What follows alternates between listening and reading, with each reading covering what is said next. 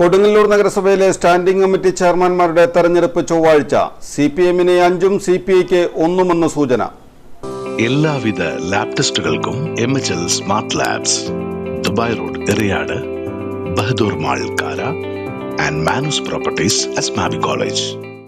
കൊടുങ്ങല്ലൂർ നഗരസഭയിലെ standing committee ചെയർമാൻമാരെ ചൊവ്വാഴ്ച തെരഞ്ഞെടുക്കും.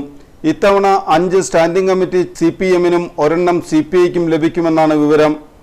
കഴിഞ്ഞ തവണ 2 വീതമായിരുന്നു CPI-ക്കും CPM-നും. ഇത്തവണ CPI-യുടെ സീറ്റ് കുറയുകയും CPM-ന്റെ സീറ്റ് കൂടുകയും ചെയ്തതോടെയാണ് CPI-ക്ക് സ്റ്റാൻഡിംഗ് കമ്മിറ്റി ചെയർമാൻമാരുടെ എണ്ണം കുറഞ്ഞത്.